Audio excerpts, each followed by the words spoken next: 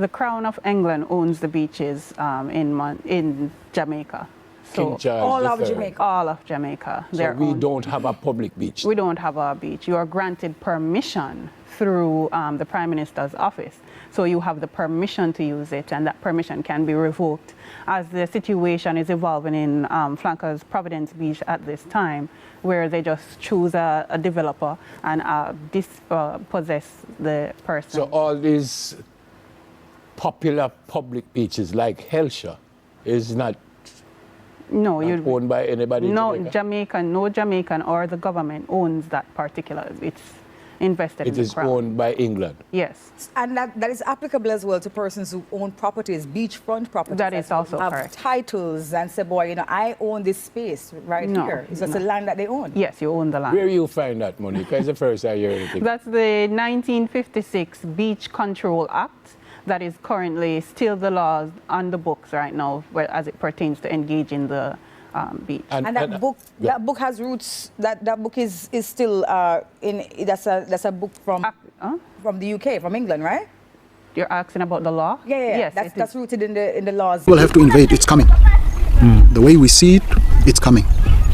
It's just a fence separates them from owning or from using that grass.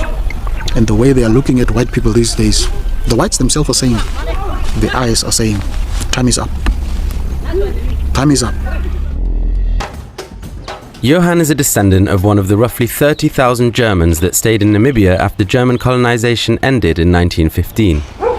This white population live in enclaves of relative luxury, fencing out the majority black population from land they claim is theirs. Germans here are sealed off from most Namibians socially.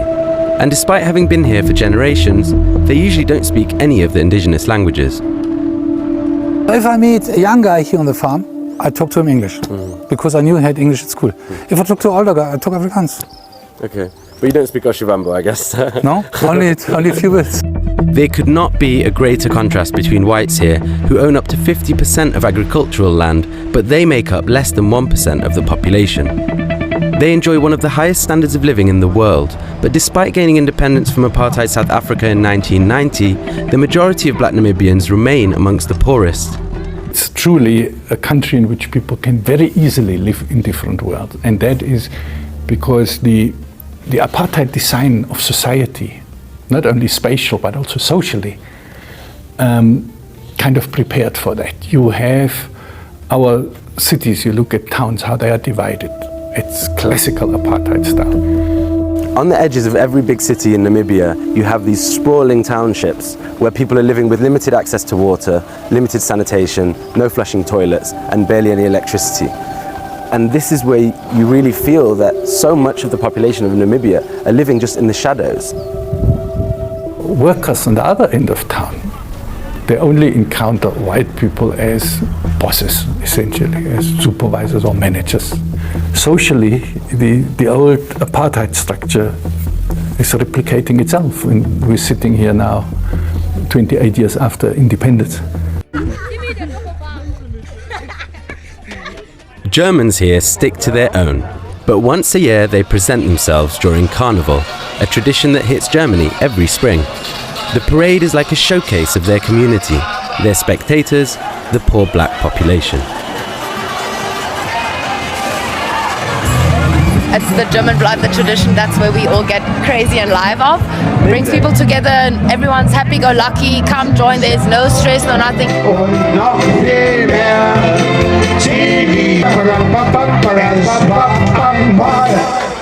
It's just another example of how friendly everyone is here and everyone coming together just to enjoy a few beers. No matter what the politics say, no matter what life says, just see the best in everything right now. You need to take the mickey out of yourself sometimes because life is unfair. That's bottom line. Poverty and inequality in Namibia are inextricably linked to land, and 44% of Namibian soil is commercially owned. That's approximately 39 million hectares, bigger than the whole of Germany. This land is still mostly in the hands of whites. Elsewhere in Africa, Zimbabwe is often scorned by the West for seizing land from white settlers, And in a South Africa still reeling from the legacy of apartheid, calls for radical change are getting louder. Forward to expropriation of land without compensation, forward. Forward to expropriation of land without compensation, forward. Here in Namibia, tensions are just as stark. If we have to take over, that's the first option. We're not going to be interested in saving the rhinos and all these funny things that happens. Our number one program is going to be land.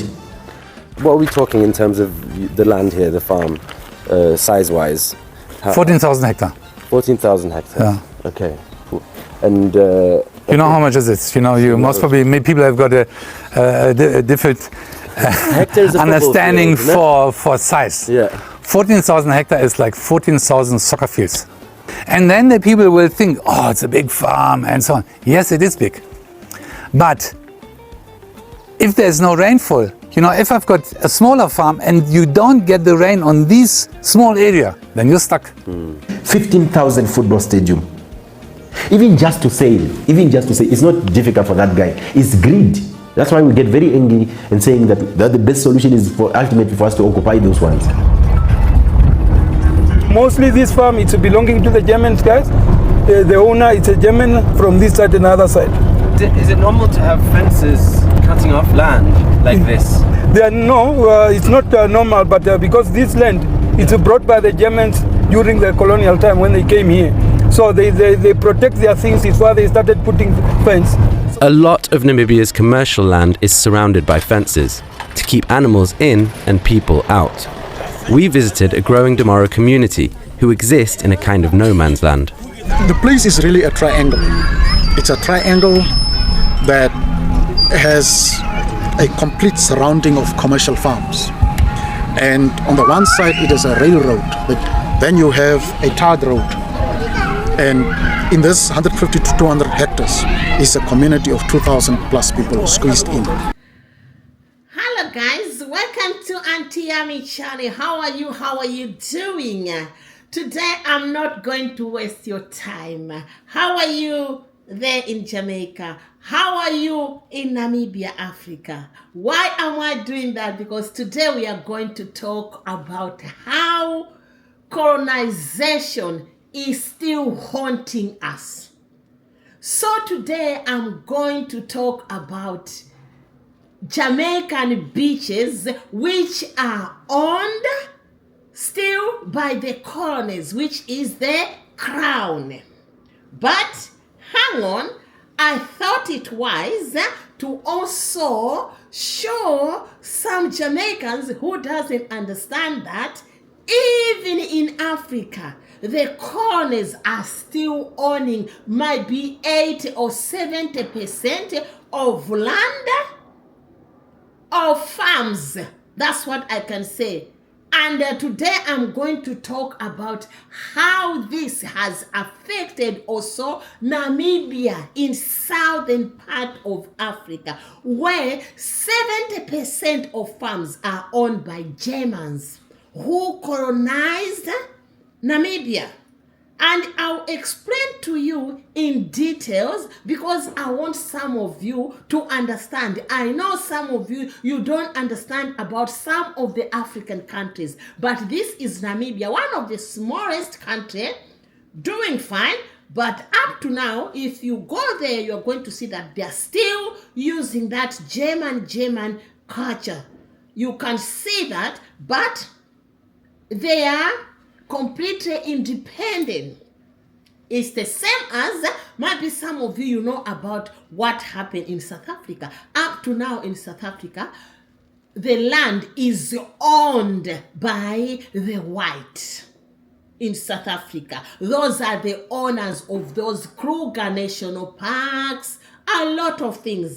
South Africans, citizens, they don't own land. Maybe if there are some, maybe it's quarter of the percent. But today we are going to talk much about Namibia versus Jamaica. Jamaica versus Namibia. As we've heard that video I played, they said in Jamaica, the beaches, most of the beaches are still owned by the crown. Then I was like, is it the British crown? What does it mean, the crown? Then I started also to investigate so that I can understand. So what am I going to do now? I'm going to try to pass information to you, clear about what it means, what is going on there in Jamaica about the beaches. Are these colonies still gonna control those beaches, even if Jamaica wants to become a republic? Anyway, that's why I brought Namibia. Namibia is fully independent, but they are still owning the land and the farms. This is ongoing thing because these colonies, they just came there to manipulate, to take, to grab. They did not just come there because they wanted us to have independence or to have freedom. No, they came there because they targeted what belongs to us. And now it's very difficult because those land, they've been leased for a long time. And those colonies who are owning, they'll tell you that I belong here in Jamaica.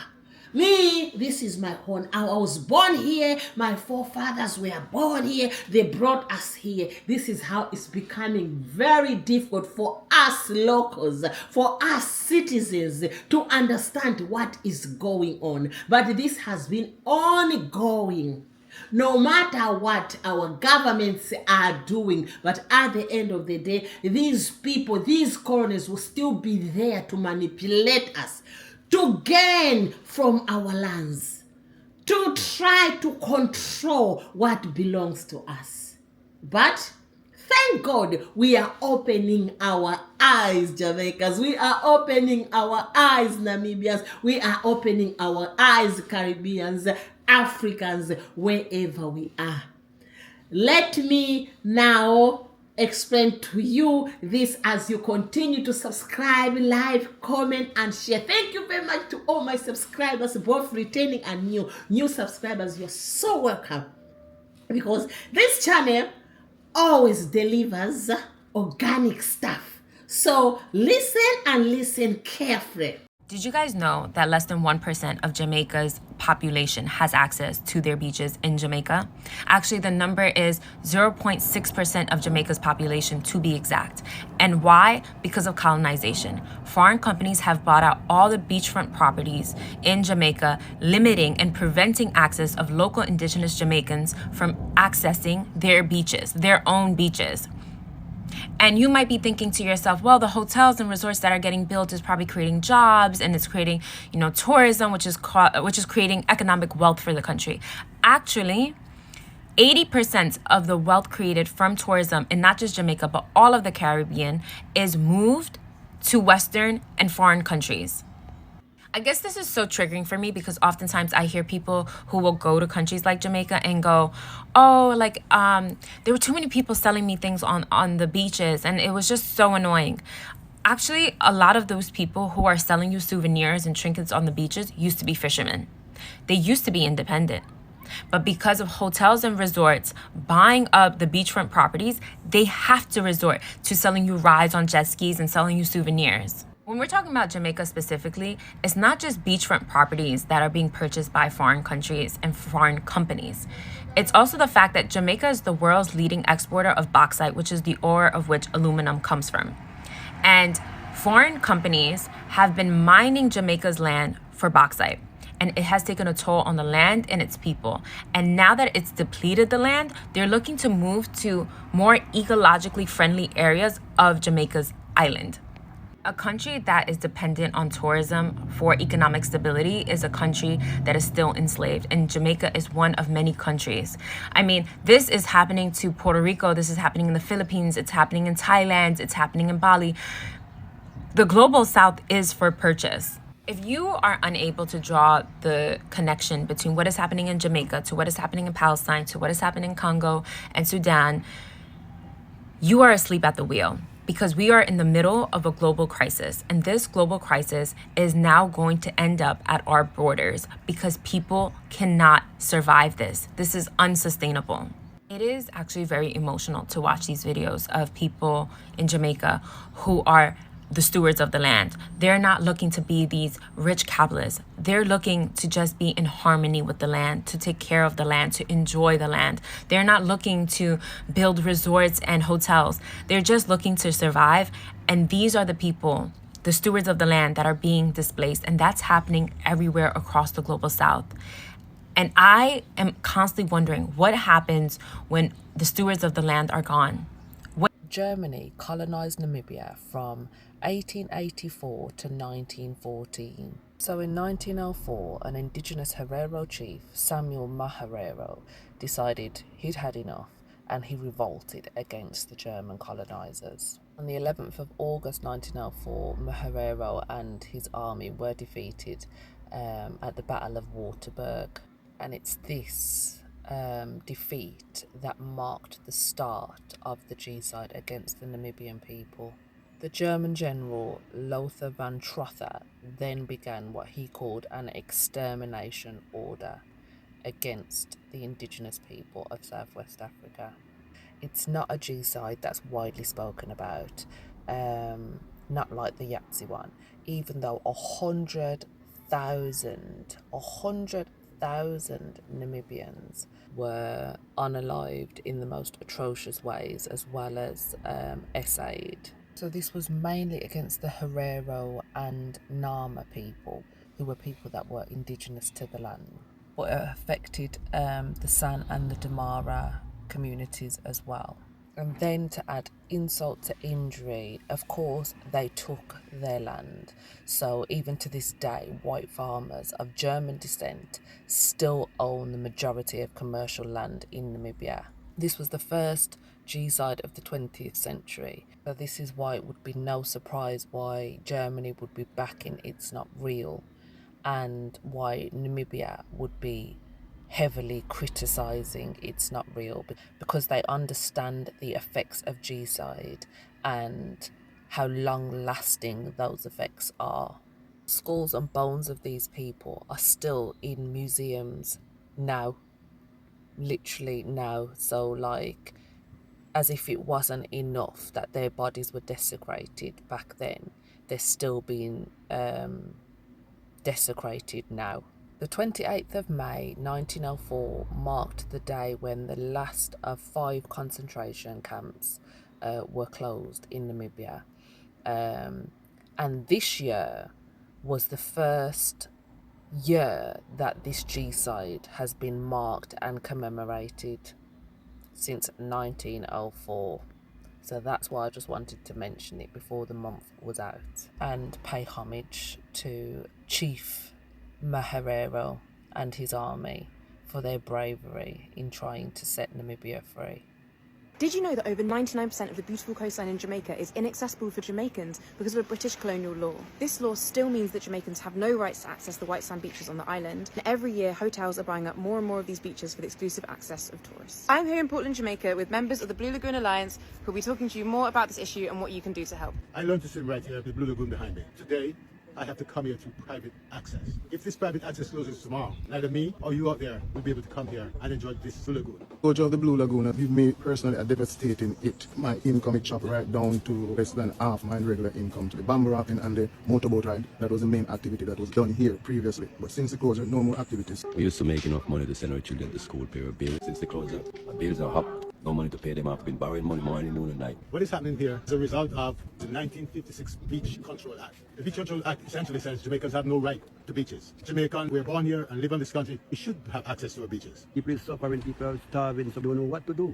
In Miami Bay, in other parts of Jamaica, fishermen are being displaced of livelihood. The coastlines of Jamaica be controlled by major private companies, hotels especially. The reason why the issue continue to really be a problem is because of government complicity. The kind of tourism that the government is promoting requires disempowerment and displacement of the Jamaican people. And the Beach Control Act is a policy that gives them that power. I'm a claimant on a court case. Did you know that Germany also had a significant presence in Africa, with colonies mainly located in eastern and western regions of the continent? German Southwest Africa, largely present-day Namibia, was established in 1884 and lasted until World War I, when it was taken over by South Africa. German East Africa, the largest German colony, comprised present-day Rwanda, Burundi, and Tanzania. It was established in the late 19th century and lasted until World War I, when it was taken over by Britain. Togoland, the smallest colony in West Africa, was established in 1884 and was divided between France and Britain after World War I. Cameroon, located between West and Central Africa, was established in 1884 and lasted until World War I, when it was also divided between France and Britain.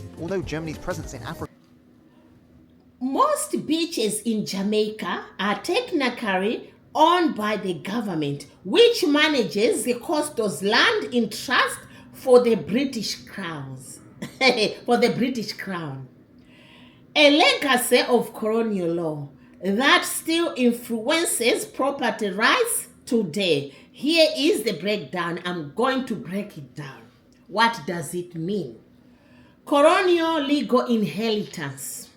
When Jamaica was a British colony, all land not privately owned by considered Crown land. After independence in 1962, this legal framework largely stayed in place. Crown land became state-owned land, but is still administered under laws derived from the British Crown system. Public versus private access. The shoreline up to the high water mark is public by law, meaning the beach itself belongs to the state. However, many hotels, villas, and private developments own or lease the land behind the beaches, effectively restricting public access. Tourism influence. Because tourism is Jamaica's biggest industry, many of the beautiful beaches have been leased to private resorts under government's agreement. These leases often include exclusive rights to manage access for security or environmental reasons. Efforts to reclaim access. There is ongoing debate in Jamaica about ensuring locals have greater public access to beaches. The government has identified and designated some beaches as public beaches, but enforcement and maintenance remain issues. That's the problem. Because the more the government wants to help people to access Jamaicans, we want Jamaicans to access these beaches, but the problem is maintenance, because maybe it's very expensive to maintain them. Now, it seems as if those beaches which are owned by these colonies, they are better and well maintained than the ones which are owned by like the government. It means this is what is happening briefly, because I don't want to start reading everything, going deeper and deeper and deeper, because you Jamaicans, you do understand this. And also it's good information for people like us to understand, because we did not know. But also, I'm not going to even say that much, because most of the beaches out there, even in Africa, you see most of the businesses, those lodges or what, they are owned by still the colonies. Like in southern part of Africa, much is about those white South Africans. And now we can see we are talking about Namibia. Let's listen to what they are saying about Namibia, because Jamaicans, we need also to understand that this is everywhere. But Namibia wasn't colonized by the British. Namibia was colonized by the Germany. Then after, it was under South Africa. But let's see what is going on. 80% of Namibia land is still owned by Germany. Isn't quite, still owned by Germany. Although isn't quite accurate today. But it comes from historical roots in colonial land ownership. Anyway, I've got videos to back this because 80% up to now, those videos are latest, of land in Namibia is still owned by the colonial powers who are Germany. Comes from historical roots in colonial land ownership and ongoing inequality that began under German rule 1884 to 1915. It means Germany was ruling Namibia in southern part of Africa between 1884 to 1915 and continued under apartheid South Africa. And they took advantage because of the apartheid South Africa. But at the end of the day, don't forget that those white people in South Africa, some they are Dutch, some they are even from Germany, some from Holland, as we say. But at the end of the day, if you talk about them now, they'll say, no, we are South Africans. This is our home. We don't have any other home. This is our home. German colonial depossession, 1884 to 1915. During Germany's colonial rule, vast areas of fertile land were taken from indigenous Namibians. They grabbed that land by force. This is what they did. They took that land. This is our land. But now, Namibians, they don't have that land. They cannot even claim that land. Especially the Herero and Nama and Damara peoples, those are the tribes, and handed to German settlers. You see, they took away land from these tribes and gifted to Germans settlers. By the early 1900s, over 40% of arable land was owned by about 4,000 German settlers. While native communities were pushed into arid native reserves. They were pushing them. Go, move. We want this land. Move. This is what they did. South Africa rule continued it 1915 to 1990. That time, South Africa started ruling Namibia. And they continued to harass these communities. After Germany lost its colonies in World War I, South Africa took over Namibia. Then Southwest Africa, Namibia, then was Southwest Africa. It kept the same land system, allowing white farmers, many of Afrikaner or German descent, to expand land ownership further, entrenching inequality. After independence in 1990, Namibia kept much of the colonial era property law. As a result, around 70% of the best farmland is still in the hands of small minority of white commercial farmers, many of whom are descendants of the German settlers. You can see how evil these colonies, how they took advantage over our own properties. We did not have a say. These are the issues where up to now, some people are so angry that why is it that they are there and they are in control? We cannot access our beaches. We cannot access our land. So while these individuals are Namibian citizens, the land isn't legally owned by Germany. It's owned by private farmers of German descent. Land reform challenges. Namibia government has tried, like how Jamaican government is trying. willing buyer, willing seller programs to redistribute land to black Namibians, but progress has been slow because farms are very expensive. They cannot afford. Remember the time of Robert Mugabe. Mugabe took over those land and gave them back to black, but it was a very big problem. That's why Zimbabwe got a lot of sanction.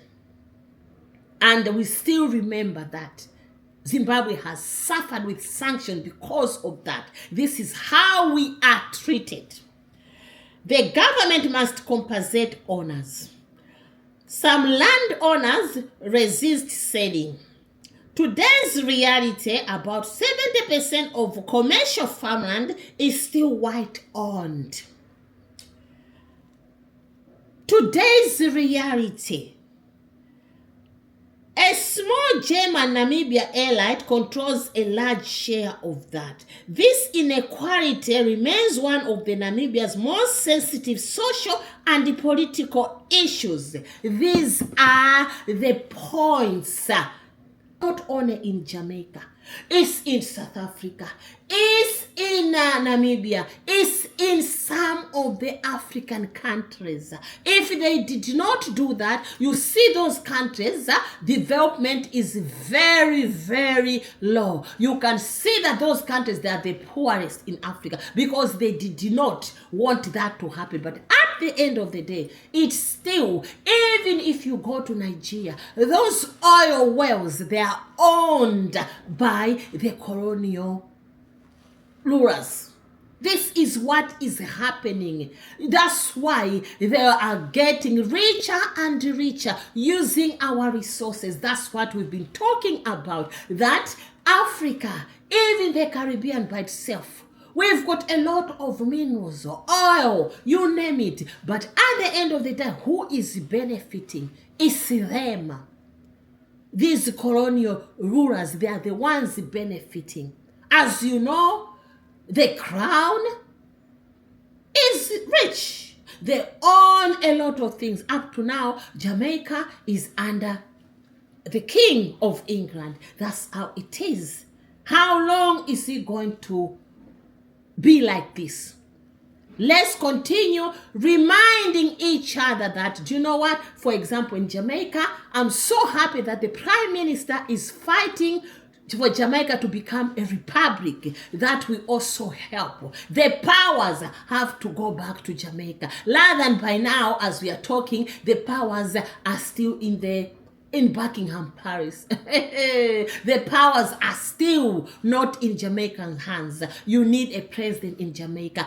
Some of you are going to come and say, what is going to change? At least I know it cannot change. That's why I gave you examples of Namibia, whom 80 to 70% to 80% of land is still owned by the German. Not even the British, but the German. So it means these people,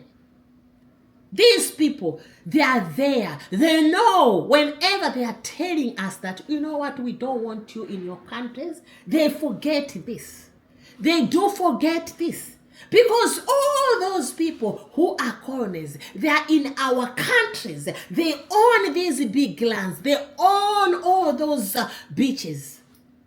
When are we going to start and tell them, go back where you came from? This is what we are getting.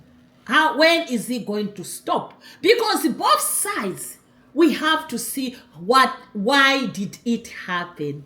Thank you very much. I hope you are going to learn something out of this. But you know what? Let me play few more videos so that you can see what I'm talking about. Don't forget to subscribe, like, comment, and share.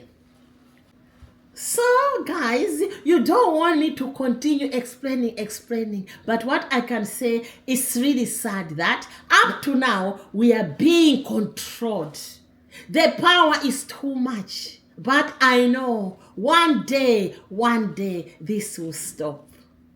And we are in support of Jamaica and other Caribbean countries to become a republic. Because there is a lot that is being spent to pay these people. When are they going to wake up in the morning and say, you know what, we give back what belongs to you? Thank you very much. God bless you abundantly as you continue to subscribe, like, comment, and share. Thank you very much to all my subscribers, both new and returning, for your love, for continuing to shower your Auntie Yanni with some love. Thank you, thank you. Continue watching all my videos as you continue supporting me to grow this channel so that we can continue searching all this content so that we can educate each other about what really is happening and how did it happen. When did it happen? Why is it happening? Thank you, thank you. God bless you abundantly. Ciao, ciao.